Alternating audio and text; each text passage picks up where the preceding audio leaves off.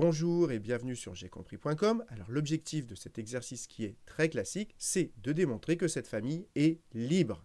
Mais attention, ici on travaille sur R comme Q espace vectoriel, c'est-à-dire qu'ici le corps c'est Q. Et donc c'est important de bien comprendre cette subtilité et du coup vous allez voir que ça va mélanger arithmétique et espace vectoriel.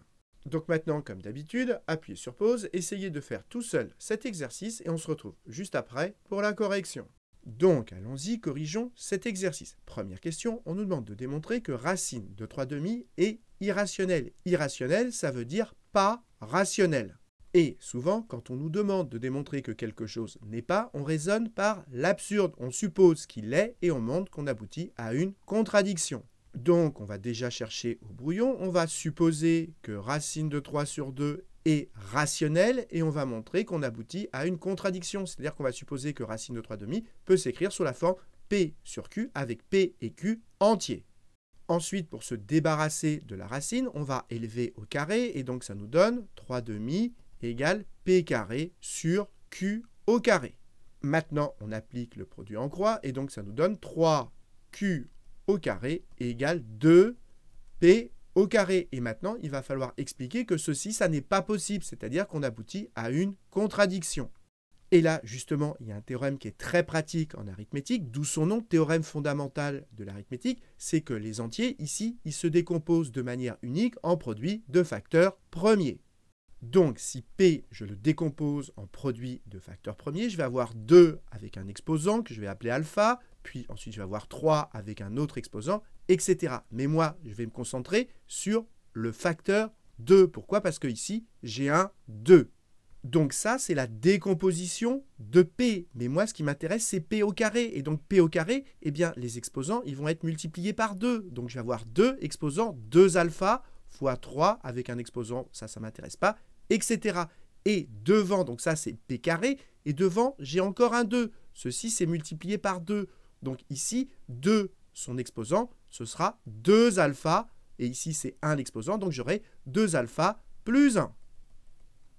Et donc ce qui est très important, c'est que 2, son exposant dans la décomposition, eh bien il va être impair, puisque ici on a 2 alpha plus 1, c'est impair. Et maintenant, si je fais la même chose de l'autre côté, Q, je peux le décomposer en produit de facteurs premiers. Je vais avoir 2 puissance bêta fois quelque chose. Et comme c'est au carré, eh bien ici, ça va me faire apparaître 2 puissance 2 bêta. Et devant, j'ai un fois 3. Et comme devant, j'ai 3, eh bien ça ne va pas changer l'exposant du facteur 2. Donc ici, dans la décomposition, 2, son exposant sera pair. Donc, dans la partie gauche, l'exposant du facteur 2 est pair. Et dans la partie droite, elle est impaire. Mais c'est égal. Et comme la décomposition, elle est unique, on doit avoir le même exposant dans la partie gauche et dans la partie droite. Or, ça n'est pas possible, puisque ici, l'exposant est pair et là, il est impair. Et donc, ça veut dire que cette égalité ne peut pas se produire. Et donc, ça veut dire que racine de 3/2 ne peut pas s'écrire sous la forme P sur Q. Et maintenant, il n'y a plus qu'à le rédiger. Donc j'écris, supposons racine de 3/2 rationnelle, donc ça veut dire qu'il existe P et Q entiers non nuls. C'est important de préciser qu'ils sont non nuls parce que la décomposition, c'est pour des entiers non nuls.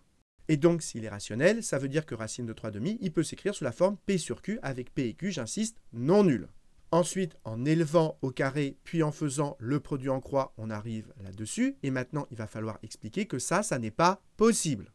Et donc, on écrit que dans la décomposition de la partie gauche, l'exposant de 2, il va être pair. C'est ce qu'on a expliqué ici. Et dans la partie droite, l'exposant de 2, il va être impair. Mais comme la partie gauche et la partie droite, elles sont égales et que la décomposition, elle est unique, eh bien, on doit avoir le même exposant pour 2, que ce soit dans la partie gauche ou dans la partie droite. Mais comme l'un est pair et l'autre impair, ça n'est pas possible. Et donc, ça veut dire que notre supposition racine de 3/2 rationnelle est fausse, et donc ça veut dire que racine de 3/2 est irrationnelle, ce qui termine la première question. Et retenez que cette méthode où on compare les exposants dans la décomposition, c'est quelque chose de très classique. Passons à la partie B, on veut montrer que cette famille est libre, mais attention sur R comme Q espace vectoriel.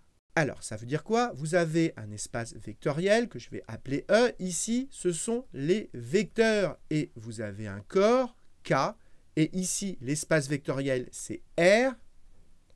Et le corps, ici, c'est Q. Donc, ça veut dire que les vecteurs, ici, ce sont des réels. Et les scalaires, eh bien, ce sont des éléments de Q, c'est-à-dire des nombres rationnels.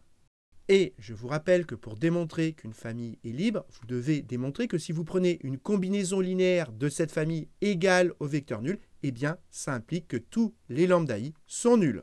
Donc ici, U1, U2, U3, ça correspond à 1, racine de 2 et racine de 3. Et les lambda i, ce sont des éléments du corps. Donc ici, ce sont des éléments de Q, c'est-à-dire des nombres rationnels. Donc, allons-y, et mes scalaires, au lieu de les appeler lambda 1, lambda 2, lambda 3, comme j'en ai 3, je vais tout simplement les appeler A, B et C. Et donc, j'écris soit A, B, C, trois nombres rationnels tels que A fois le premier vecteur, c'est-à-dire 1, plus B fois le deuxième vecteur, c'est-à-dire racine de 2, plus C fois le troisième vecteur, racine de 3, est égal au vecteur nul, mais comme on est dans R, est égal à 0. Et évidemment, au lieu d'écrire A fois 1, je vais tout simplement écrire A.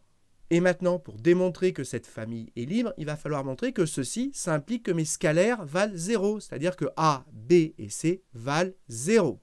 Alors, l'idée ici, c'est d'arriver à une contradiction. Par exemple, racine de 2 égale P sur Q avec P et Q entier. Ça, c'est une contradiction parce que ça voudrait dire que racine de 2 est rationnelle.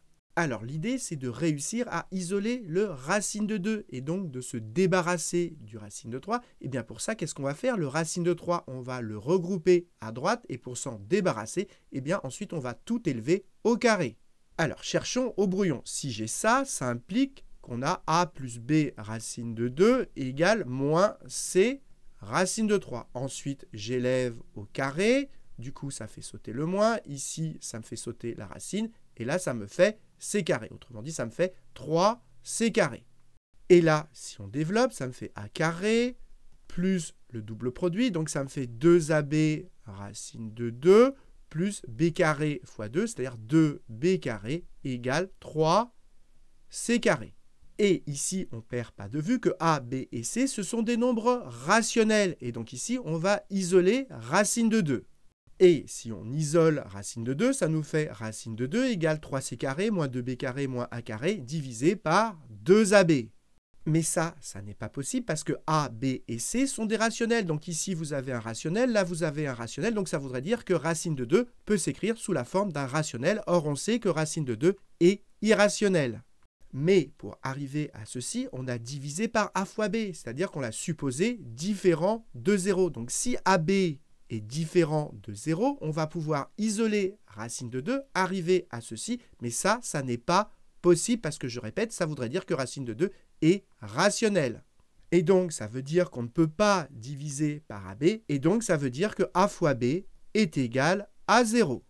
Donc voilà, j'ai refait le raisonnement ici, j'ai élevé au carré, j'ai développé, et maintenant je dis que si AB est différent de 0, je vais pouvoir isoler racine de 2, et du coup j'aboutis que racine de 2 est un nombre rationnel, et donc c'est une contradiction. Donc ça n'est pas possible que A fois B soit différent de 0, et donc ça veut dire que AB égale 0. Mais si AB égale 0, ça veut dire la règle du produit nul, ça veut dire que A égale 0 ou B égale 0, et maintenant il va falloir traiter les deux cas.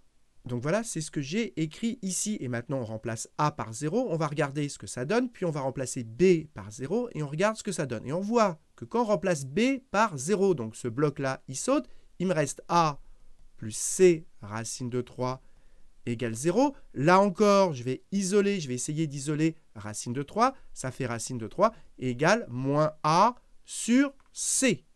Et n'oubliez pas que mes A, B et C, ce sont des éléments de Q, des nombres rationnels. Et donc, écrire ça, ça prouverait que racine de 3, ça serait un quotient de rationnel, et donc un rationnel. Et donc ça n'est pas possible.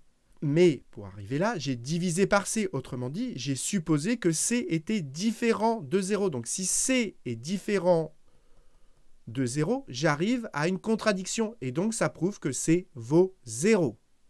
Et donc, je commence par écrire, si B égale 0, je tombe là-dessus. Et maintenant, je dis, si C est différent de 0, du coup, je peux isoler racine de 3 et j'aboutis à une contradiction. Et donc, ça veut dire que C égale 0. Donc, si B égale 0, eh bien, ça implique que C égale 0. Et si C égale 0, eh bien, ça implique que A égale 0.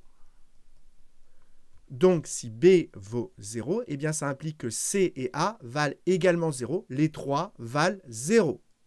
Maintenant, traitons le cas si A vaut 0. Si A vaut 0, eh bien, il me reste ceci. Vous voyez qu'il y a du racine de 2, du racine de 3. Vu la première question, je vais essayer de faire apparaître du racine de 3 demi. Et donc, ça nous donne C racine de 3, C racine de 3 égale moins B racine de 2. Je divise par racine de 2, ça fait racine de 3 demi égale moins B sur C. Et donc là, toujours pareil, j'ai divisé par C. Donc ça veut dire que si C est différent de 0, on arrive à racine de 3 demi égale un nombre rationnel, c'est-à-dire à une contradiction. Et donc ça veut dire que ça n'est pas possible que C soit différent de 0. Et donc ça implique que C égale 0. Voilà, c'est ce que j'ai écrit ici. Et donc ça veut dire que C ne peut pas être différent de 0. Donc ça implique que C vaut 0. Donc C vaut 0. Et si C vaut 0, eh bien on en déduit que B, du coup, est également égal à 0. Donc, si on récapitule écrire cette égalité, la première chose à comprendre, c'est que ça implique que A ou B vaut 0. Ensuite, on a traité, si B vaut 0, eh bien, ça implique que les deux autres valent 0, et donc les trois sont égaux à 0. Et si A vaut 0, exactement pareil, ça implique que les deux autres valent 0, et donc que les trois valent 0.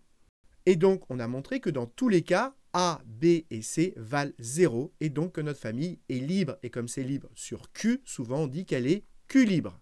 Donc voilà, on a terminé. J'espère que vous avez bien compris cet exercice que je trouve très intéressant et formateur. Et comme d'habitude, si vous avez apprécié cette vidéo, n'hésitez pas à la partager et à la liker.